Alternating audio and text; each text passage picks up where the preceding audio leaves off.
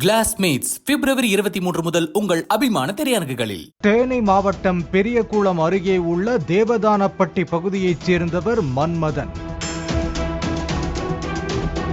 40 வயதான இவருக்கு மனைவி மற்றும் 2 குழந்தைகள் உள்ளனர்.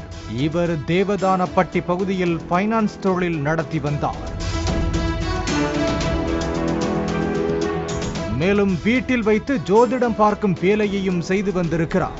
இந்நிலையில் கொடுக்கல் வாங்கல் பிரச்சனையில் மன்மதன் அவர் வீட்டில் வைத்தே கத்தியால் குத்தி கொலை செய்யப்பட்டுள்ளார்.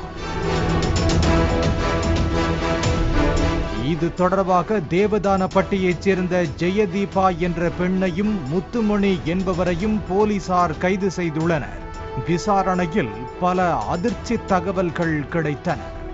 ஜெயதீபா கடந்த 4 ஆண்டுகளுக்கு முன் 30,000 ரூபாயை மன்மதனிடம் கடன் பெற்றிருக்கிறார். அதனைத் தொடர்ந்து இருவரும் நன்றாக பழகியுள்ளனர்.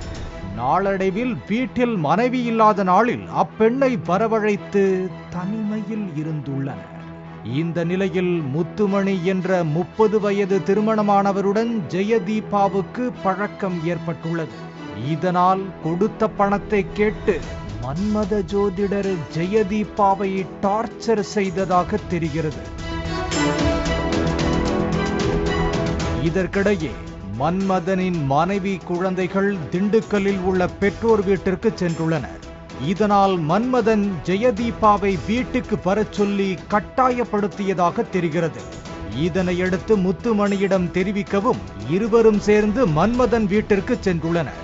அப்போது ஏற்பட்ட வாக்குவாதத்தில் வீட்டில் இருந்த கத்தியை வைத்து முத்துமணி, ஜெயதீபா ஆகியோர் மன்மதனை குத்தி கொலை செய்தனர்.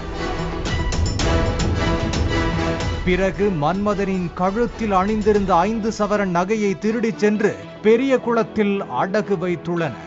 வீட்டின் அருகே இருந்த சிசிடிவி காட்சிகளை கொண்டு முத்துமணி, ஜெயதீபா ஆகியோர் வந்து சென்றதை போலீசார் கண்டுபிடித்து அவர்களை பிடித்து விசாரித்ததில் கொலை செய்ததை ஒப்புக்கொண்டனர்.